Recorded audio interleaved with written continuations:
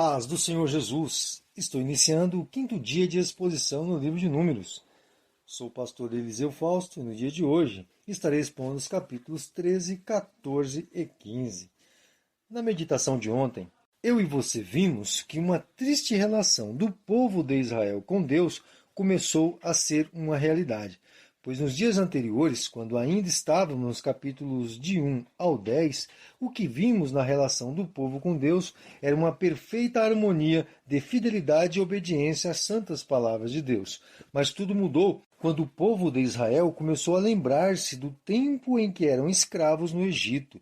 Lembraram dos alimentos que lá desfrutavam, enquanto sofriam nas mãos dos opressores. E ignoraram por completo os cuidados que o Deus zeloso estava tendo com eles na peregrinação. Toda essa rebeldia já custou a morte de muitos no deserto até agora. Inclusive, por pouco, a própria Miriam, que fazia parte da liderança, também não sofreu a morte por causa de sua ambição por poder na companhia de seu irmão Arão. Tudo porque Moisés, que segundo o texto no capítulo 12, versículo 3, era o homem mais manso da terra, decidiu poupar a vida de sua irmã, intercedendo por ela ao Senhor. Como estou aprendendo com esse exemplo de Moisés na leitura e exposição desse livro? Homem sábio, tranquilo e temente a Deus. Que eu e você possamos concluir a leitura deste livro com a nossa espiritualidade em grande alta para a glória de Deus. Agora deixa eu continuar a exposição de hoje. O primeiro capítulo de nossa meditação é o 13. E aqui, logo nos primeiros 2 versículos, Deus ordena a Moisés que separe 12 espias que representasse cada um deles uma tribo de Israel. É importante que você perceba que esses príncipes mencionados aqui neste capítulo não são os mesmos príncipes do capítulo 2, os quais eu mencionei no primeiro dia de nossa meditação. Possivelmente, aqueles mencionados no primeiro dia já estavam anciãos, e esses mencionados aqui também eram todos em grande estima entre as tribos, e foram selecionados para esta missão específica. Outro detalhe é que príncipe aqui no texto tem o significado de homem que se destaca entre os demais, ou um dos principais. O certo é que esses príncipes tinham uma missão em comum. Deviam ir até a terra prometida e o objetivo ou o propósito você vai saber logo um pouco mais adiante. Outro detalhe que é importante eu mencionar aqui é que a ideia de enviar espias para conhecer Canaã não partiu de Deus, mas do povo, conforme você verá no capítulo 1 de Deuteronômio. O texto, no versículo 1, relata que Deus disse a Moisés para enviar esses espias, e mesmo que não seja mencionado que Deus só ordenou isso para aplacar as queixas do povo diante de Moisés, você já está sabendo de antemão, ok? Mas tem algo que eu já falei aqui e você já sabe. Moisés só fazia algo quando Deus ordenava para que ele o fizesse. Então, vamos deixar bem claro que Moisés só enviou esses espias até a terra de Canaã porque foi pressionado pelo povo a suplicar a Deus permissão para fazer essa espionagem. Bom, o que você pode observar a partir do versículo 3 é que cada tribo de Israel, com exceção da tribo de Levi, houve um príncipe escolhido para essa tarefa específica.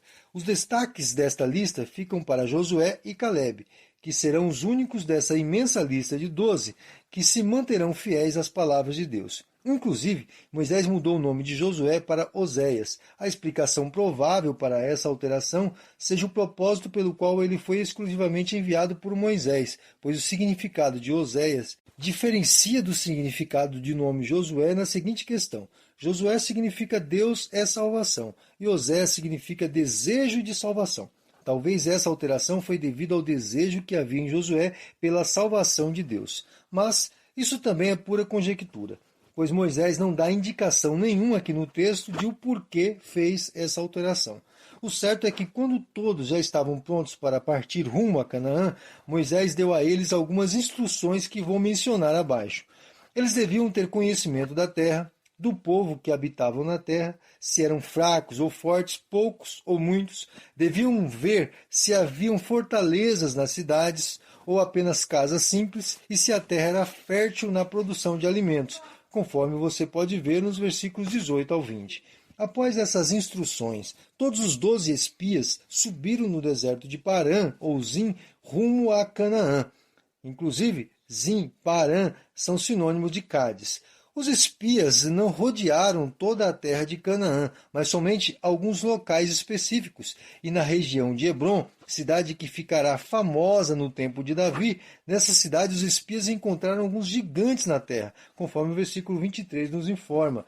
Essa não era uma boa notícia, mas continuaram a espionagem e encontraram na terra um cacho de uva que foi necessário ser carregado por 2 homens de tão pesado que era esse cacho de uvas. E também levaram figos e romãs, conforme o versículo 23. Essa era uma ótima notícia. A partir do versículo 25 até o término do capítulo, uma descrição do relatório dos espias é entregue a Moisés. Observe que eles ficaram 40 dias rodeando a terra de Canaã. E é bom que você já comece a perceber que o número 40 vai ser mencionado algumas vezes a partir de agora. O motivo é didático, pois o número 40 nas Escrituras representa algum tipo de provação ou renovação. O certo é que depois de 40 dias de espionagem, os príncipes de Israel voltaram ao acampamento e diante de Moisés e diante de todo o povo começaram a contar que de fato a terra era muito boa como Deus havia dito, terra que mana leite e mel. Deixa eu esclarecer essa expressão, terra que mana leite e mel.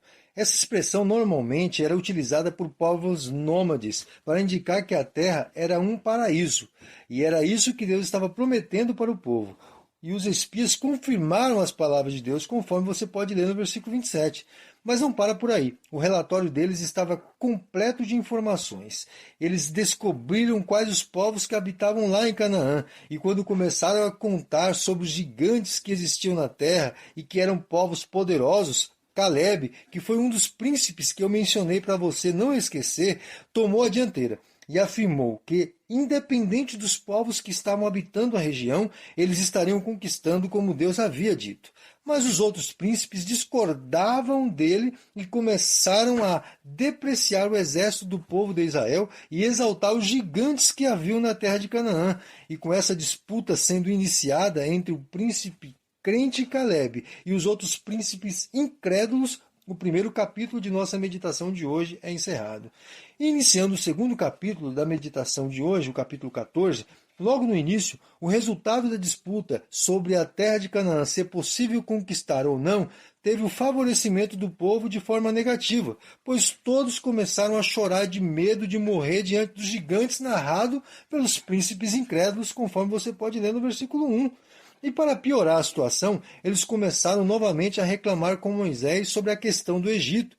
Diziam que deviam ter ficado para morrer no Egito, do que ter seguido Moisés para morrer no deserto, e iniciaram um plano de retorno ao Egito, conforme os versículos 2 ao 4.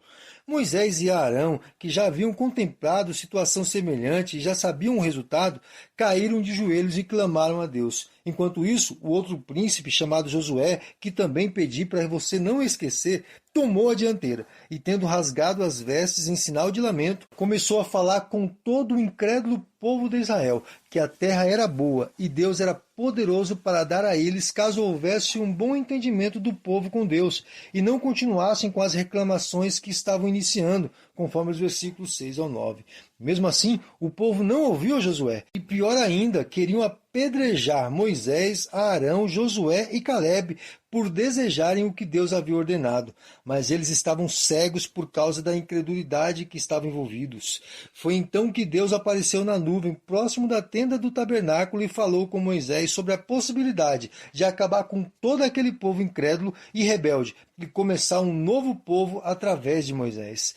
Eita, irmãos, é aqui que Moisés me deixa de joelhos diante de sua atitude. Observe comigo os versículos 13 ao 20 e seja impactado com a qualidade desse homem. Mas antes, deixa eu te dizer algo. Tudo estava nas mãos de Moisés. Ele poderia muito bem dizer para Deus: olha, Senhor, realmente esse povo rebelde merece a morte. Um povo difícil de lidar, cheio de razões e ainda queria me apedrejar. Pode acabar com eles agora. Mas não, Moisés simplesmente pede para que Deus os perdoe.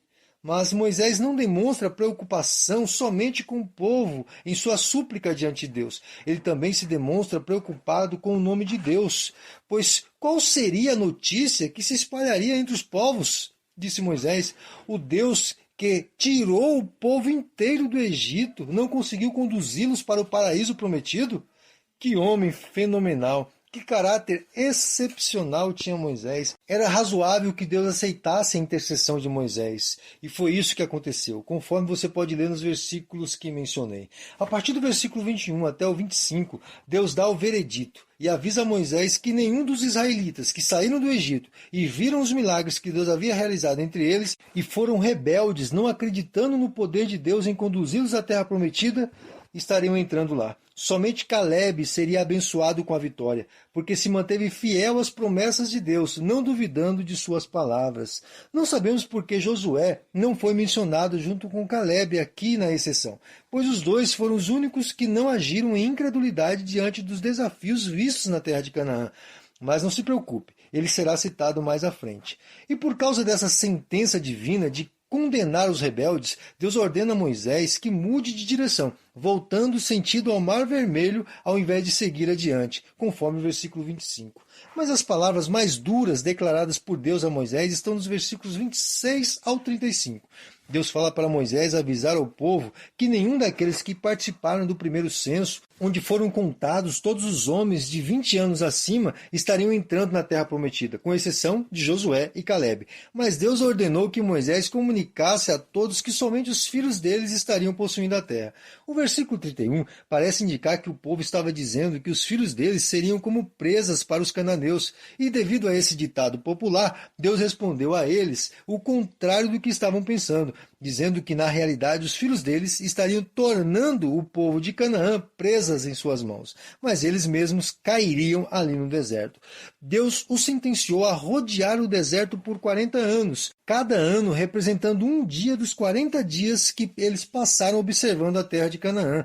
E o propósito desta peregrinação no deserto ficou bem esclarecido, que era para o extermínio completo dessa geração de incrédulos. Os versículos 36 ao 38 nos informam que todos aqueles príncipes que foram com Josué e Caleb na espionagem da terra e duvidaram do poder de Deus foram mortos ali mesmo com uma praga que consumiu seus corpos. Olha só que interessante o que está escrito nos versículos 39 e 40. Depois que Moisés falou todas essas palavras diante do povo, eles disseram a Moisés: "Não, tudo bem, vamos conquistar essa terra que Deus falou então." Moisés insistiu com eles para que não fossem, pois Deus já havia decretado a sua palavra diante deles, conforme os versículos 41 ao 43. Mas eles, mesmo assim, foram até a terra de Canaã, desconsiderando a ordem do Senhor e o conselho de Moisés. E o resultado foi a morte de todos os teimosos, pois como Moisés havia declarado, Deus não iria com eles naquela batalha, e não foi, conforme declara o versículo 44, nos informando que a Arca da Aliança do Senhor continuou no acampamento. E com mais esta notícia triste ocorrendo entre o povo, o nosso segundo capítulo de meditação de hoje se encerra. Entrando no terceiro e último capítulo de nossa meditação de hoje, o capítulo 15, e com ele também iniciamos a segunda parte de nossa divisão do livro, onde se inicia a peregrinação no deserto para a renovação da geração incrédula para a geração crente. E essa parte, como eu informei no início, vai até o capítulo 20. O capítulo 15 inicia com um novo tratamento de Deus com o povo, pois não há mais a unidade entre os israelitas como havia no início. Agora, duas gerações estão compartilhando do mesmo acampamento. E Deus orientou Moisés a se dirigir aos que habitarão a terra prometida, como você pode ler nos 2 primeiros versículos. A primeira orientação de Deus para a geração que futuramente estaria habitando a terra prometida era sobre o sacrifício voluntário. Deus ordenou que, junto com um animal oferecido nesse tipo de sacrifício, deviam também oferecer uma oferta de cereal com farinha, azeite e vinho, para tornar a oferta em cheiro agradável. O possível significado dessa exigência era trazer o simbolismo de que as tarefas diárias do ofertante estavam sendo entregues a Deus através dos itens farinha e azeite. Sem contar que o vinho tinha um significado de entrega total da vida do ofertante, pois simbolizava seus melhores momentos. A quantidade de farinha, azeite e vinho variava de acordo com o tamanho do animal para ser proporcional, conforme os versículos 2 ao 7. As ofertas do sacrifício pacífico também deviam seguir os mesmos métodos, tornando a oferta de comunhão também em cheiro agradável, como era o sacrifício. Essas exigências deviam ser um padrão para todo israelita e também para os estrangeiros que habitassem com eles e haviam se tornado crentes nas palavras de Deus, pois se estavam dispostos a seguir as ordens do Senhor, eram crentes como eles, conforme você pode ler nos versículos 8 ao 16. A partir do versículo 17 até o versículo 21, Deus ordena que quando o povo estivesse na terra prometida, deveriam oferecer ao Senhor a farinha da primeira colheita realizada na terra. E quando alguém errasse ou cometesse um erro particular ou que envolvesse todo o povo, erro este que não fosse de conhecimento anterior ao fato, um sacrifício pelo pecado devia ser feito tanto por todo o povo quanto por alguém individualmente, pois foi cometido um erro na ignorância, conforme os versículos 22 ao 29. Mas, se alguém do povo ou todo o acampamento cometesse algum pecado ou erro que sabiam de antemão que não deviam cometer, a punição era a pena de morte, pois essa atitude seria uma afronta direta ao Senhor Deus, conforme os versículos 30 e 31. Em todas essas exigências, os estrangeiros também estavam envolvidos. Um exemplo de desobediência voluntária é incluída no texto, nos versículos 32 ao 36.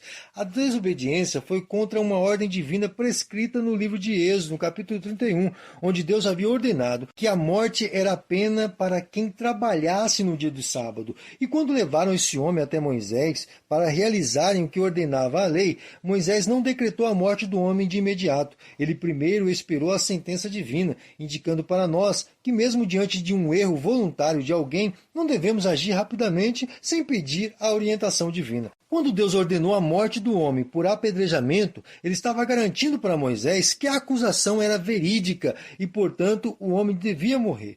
A ordem de apedrejar foi dada por Deus a Moisés com o propósito de incluir todo o povo no julgamento e sentença de alguém que fosse culpado entre eles. Assim haveria muito mais envolvimento no respeito às regras divinas.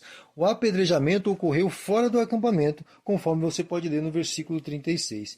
Nos últimos versículos do nosso último capítulo de meditação de hoje, Deus ordena que Moisés ensine o povo algo muito interessante. Observe comigo que Deus ordena a Moisés que orientasse o povo a ter uma regra e inclusão de bordas azuis nos seus vestidos, com o propósito de serem lembrados constantemente sobre a necessidade de se manterem fiéis aos mandamentos divinos. Agora pense comigo, o que as bordas de cor azul têm a ver com a lembrança das palavras de Deus? Bom, vou te explicar. O azul tem um significado simbólico que você precisa conhecer. Caso não conheça ainda, vou te passar. Quando você olha para os céus, a cor que prevalece não é a cor azul? Então, está explicado. O azul lembrava o povo que os céus devia ser o padrão deles e não os corações rebeldes que eles possuíam. Aqui nesse trecho, temos uma declaração clara de que o nosso coração, não somente o dos israelitas, não é digno de confiança. E com essa simbologia em mente, quero concluir esse nosso dia de exposição.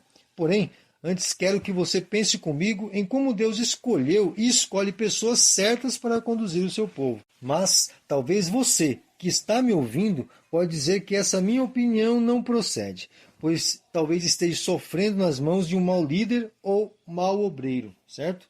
Mas deixa eu te lembrar algo.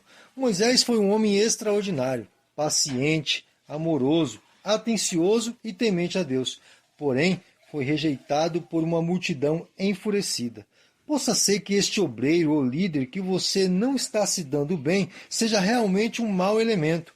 Mas pense comigo, você conhece o Deus das Escrituras e sabe que quem está no controle de sua igreja é Ele. E Ele é conhecedor de todas as coisas. E Ele é quem tem permitido essa situação em sua vida. Você precisa confiar que um propósito bem definido por Ele está sendo gerenciado para o seu bem. Aí você pode me perguntar, o que devo fazer então? Eu te respondo, confie no seu Deus e continue servindo a Ele no seu particular, no seu íntimo. Não permita que pessoas ou situações te inclinem a olhar para o seu coração rebelde e inicie um percurso pelo deserto, como ocorreu com Israel aqui na nossa meditação. O cuidado com sua comunhão com Deus está em suas mãos. As provas e tentações são para provar o quanto você está disposto a servir ao teu Deus. E agora, vai se rebelar ou se manter fiel ao teu Deus? De um lado você tem a terra prometida, que só será entregue aos corajosos e crentes. E do outro lado, um longo caminho de idas e vindas incertas e conflitantes, que esperam aos incrédulos e medrosos. Assim, eu reforço as minhas palavras para dizer: Deus ama e direciona aos que com o coração puro trilham os caminhos que ele determina. Lógico que muitas vezes Deus levanta algumas situações para que eu e você possamos trilhar outros caminhos que ele mesmo nos direciona, mas tudo tem um sentimento de amor cristão. Meu desejo com essa reflexão é que eu e você possamos balizar nossas decisões nos propósitos divinos. Muitos estão inertes em suas realidades, porque Deus já sacudiu o chão onde estão pisando, para que se movimentem e vá para outro local determinado por Deus, mas está insistindo em solo rachado. O tempo que Deus determina para cada um permanecer em determinado lugar, ele comunica no seu particular. E devemos ser prudentes e sensíveis para entender essas comunicações divinas, pois o mesmo que fecha algumas portas também abre outras milagrosamente. E quando essas duas realidades se cruzam e de dentro do nosso ser salta aquele sentimento de paz, nossa atitude deve ser pular para sair e entrar numa nova realidade de comunhão com Deus. Você sabe o que fazer. Deus tem te dado o seu precioso Espírito. Então saia dessa posição de rebeldia e comece a crer no Deus de amor que tem te direcionado a viver o melhor para uma vida de plena comunhão com Ele. Aqui eu encerro minhas palavras por hoje. E até amanhã, querendo Deus.